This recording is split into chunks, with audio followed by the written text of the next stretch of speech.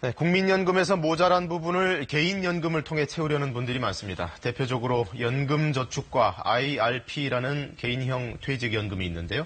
각각 어떤 상품이고 또 노후에 뭐가 더 유리한지 오늘 알아보겠습니다. 김현우 소장님, 일단 말이 좀 어려워요. 좀 쉽게 풀어서 설명을 해주시죠. 네, 이 노후 준비에 있어서 국민연금만으로는 준비가 어렵다. 그래서 이제 개인적으로 준비하는 게 연금저축과 IRP인데요. 네. 언뜻 보면 연금이니까 비슷해 보이지만 자세히 들여다보면 조금 다릅니다. 연금저축 같은 경우에는 연금저축 펀드나 연금저축 보험을 가입할 수 있고요. 연금저축 펀드를 선택하게 되면 다양한 펀드들을 고를 수가 있습니다. 예. 이에 반해서 IRP는 일종의 주머니 개념의 계좌인데요. 여기에는 펀드는 물론이고요. 뭐 예금이나 보험, 그리고 일부 파생 상품까지 좀 더 다양하게 선택이 가능합니다.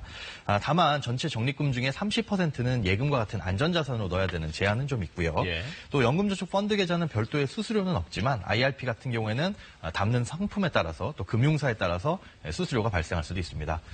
또 중요한 게 연금저축은 중도의 일부 금액만 인출도 가능한데요. 네. IRP 같은 경우에는 돈이 일부만 필요하더라도 전액 해지할 수밖에 없어서 일부 자금 사용에 좀 제한은 있습니다. IRP는 이 퇴직금을 연금처럼 받는 거잖아요. 네. 임의로 가입할 수 있는 건가요? 네, 맞습니다. 원래 퇴직금을 받을 때 쓰는 계좌이긴 한데요. 네. 임의로 개인들이 불입을 할 수도 있습니다. 반대로요. 이 연금저축 계좌에도 퇴직금을 받을 수가 있는데 이 55세 이후에 퇴직하거나 50세 이전이라도 명예퇴직하시는 분들 많잖아요. 네. 명예퇴직할 경우에 두 가지 퇴직금이 나옵니다. 그중에 기본퇴직금과 명예퇴직금이 있는데 명예퇴직금은 이 연금저축 계좌로 받을 수가 있습니다. IRP는 돈이 조금만 필요해도 전액 해지해서 쓸 수밖에 없기 때문에 불필요한 세금을 더 내야 되는데요. 네. 연금저축 계좌인 경우에는 필요한 부분만큼만 쓸 수가 있으니까 해당되시는 경우에는 연금저축 계좌로 퇴직금을 받으시는 게 조금 더 자금 활용에는 유연할 수 있습니다. 그런데 두 상품 다 원금 손실 가능성이 있죠? 네, 물론입니다. 이 연금저축과 IRP는 어떤 특정 상품이 아니라 특수한 기능을 가진 계좌로 보시면 됩니다. 예. 이 안에 어떤 상품을 담느냐에 따라서 원금 손실 당연히 발생할 수 있으니까요. 개인의 투자 성향이라든가 은퇴 시점에 따라서 적절한 상품을 고르셔야 됩니다.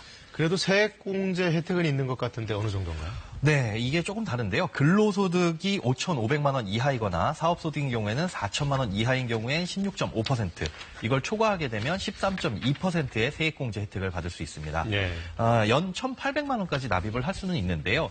세액공제 한도는 연금저축이 400만 원, 그리고 IRP는 연금저축과 합산해서 최대 700만 원까지 가능합니다.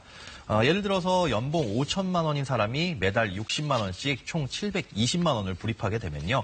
연금저축으로는 66만 원, 만약에 IRP를 가입했다면 115만 5천 원의 세금 혜택을 받을 수 있고요. 이게 최대 세금 혜택입니다. 자, 이제 결정적인 질문을 드리겠습니다. 네. IRP냐 연금저축이냐 뭐가 더 낫습니까? 각각 장단점이 있어서요. 뭐가 어떤 것을 선택하시라 말씀드리긴 좀 어려운데요. 예. 이 세액공제 한도나 아니면 상품을 선택하는 데 있어서는 IRP가 조금 더 유리한 것 같지만 일반적으로 가입의 절차라든가 중간에 상품을 바꿀 수 있는 편의성을 보자면 연금저축이 조금 더 수월합니다. 예. 만약에 나는 다양한 상품을 선택하면서 조금 더 적극적으로 운영하고 싶다, 이러신 분들은 IRP를 좀 추천드리는데요. 둘 중에서 선택하는 게 너무 고민스럽다 이러시면 둘 다 가입하셔서 반반씩 내셔도 무방합니다. 물론 이때는 세액공제 한도는 합산해서 700만 원까지다라는 것만 기억해 두시면 될 것 같습니다. 이 선택장애 있으신 분들은 좀 더 골치 아플 것 같은데 연금저축도 아니잖아요. 펀드 방식과 보험 방식 네, 어떤 게 더 그렇습니다.